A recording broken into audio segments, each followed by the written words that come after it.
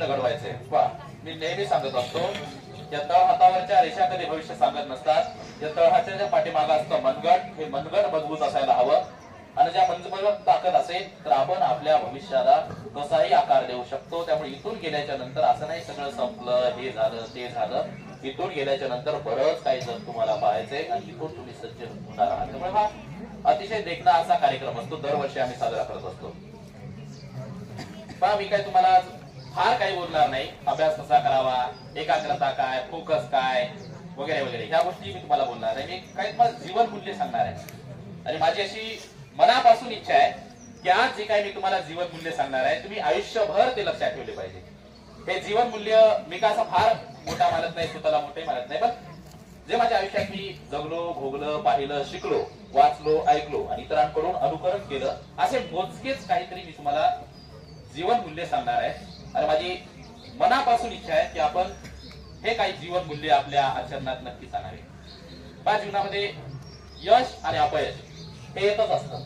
यशही आपलंच असतं आणि अपयश सुद्धा आपलंच असतं. त्यामुळं फार यश आलं तर कधीच माणसाला रुळून जायचं नसतं, आणि अपयश आलं तर खचून जायचं नसतं. दोन्हीचाही आपण स्वीकार केला पाहिजे. याला सोडवण्यासाठी एक छोटी मी तुम्हाला गोष्ट सांगतो.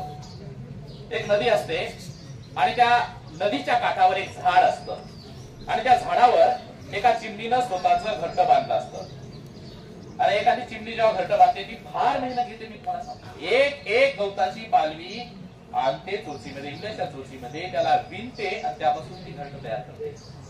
आणि असंच एका नदीच्या काठावर झाड, त्या झाडावर त्या चिमणीनं घरटं बांधलं. आणि एका दिवशी काय झालं मुलांनो, एक खूप भयंकर असं वारं आलं, आणि त्या वाऱ्यामध्ये त्या चिमणीचं घरटं नदीत पडलं आणि ते घरटं वाहून गेलं.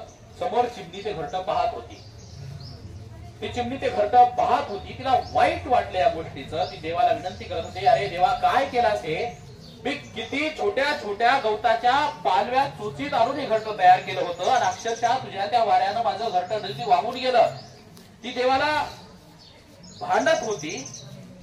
पण आता आयुष्य आहे, आयुष्य जगावंच लागतं. किती संकटे जरी आले तर आयुष्यात पुढेच न्यावं लागतं ना. काही वेळाचं दुःख असतं. पुन्हा ती खंबीर झाली, काही हरकत नाही म्हणली, गेलं ते एक घरटं गेलं, चोच तर माझी आहे, आता मी उद्या दुसरं घरटं तयार करेल साठी. पण आजची रात्र कुठं काढायची? आज कुठेतरी दूर एका झाडावर जाऊन बसते, म्हणजे उद्या पुन्हा या झाडावर नवीन उमेदीनं, एका नवीन सुरुवातीनं घरटं तयार करते. सकाळ झाली आणि त्या रात्री काय झालं, प्रचंड पाऊस आला, आणि त्या पावसामध्ये त्या नदीला एवढा पूर आला की त्या पुरामध्ये ते झाड सुद्धा वाहून गेलं. उद्या सकाळी ती चिमणी आली, चोचीमध्ये गवताची पालवी घेऊन, पाहते तर काय, झाडच जागेवर नाही. तिने देवाचे आभार मानले. तिला असं वाटलं की बरं झालं देवा, त्या रात्री मी त्या झाडामधल्या खोप्यामध्ये नव्हते.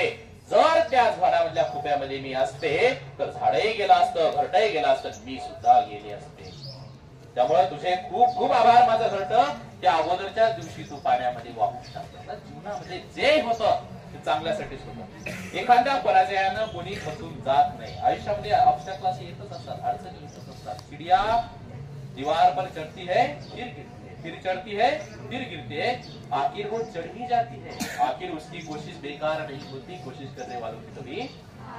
त्यामुळे आपण जीवनात हे जीवन मूल्य माझं लक्षात ठेवा की अपयश आलं तर नक्कीच तुमच्यासोबत काहीतरी चांगलं असणार आहे. God have another plan for you. तुमच्यासाठी देवानं दुसरा प्लॅन तयार केलेला आहे, म्हणून हे खच्चीकरण दुसरं झालेलं आहे. मनात नेहमी लक्षात ठेवा. विदा करवतेकर खूप सुंदर म्हणतात बघा, असे जगावे दुनियेमध्ये आव्हानाचे लावून अत्तर नजर रोखुनी, नजरेमध्ये आयुष्याला नको गुलामी नक्षत्रांची, भीती आंधळ्या ताऱ्यांची, आयुष्याला भिडता नाही ते न करावी स्वप्नांची. असते इच्छा प्रचंड व्याची, मार्ग तयाला मिळती सत्तर नजर रोखुनी, नजरेमध्ये आयुष्याला. त्यामुळे आपण आयुष्याला उत्तर देण्याचा प्रयत्न केला पाहिजे. दुसरी एक जीवन मूल्य हे झालं. दुसरं महत्वाचं आहे, आपण आपल्या आई वडिलांच्या इच्छा ओळखल्या पाहिजे.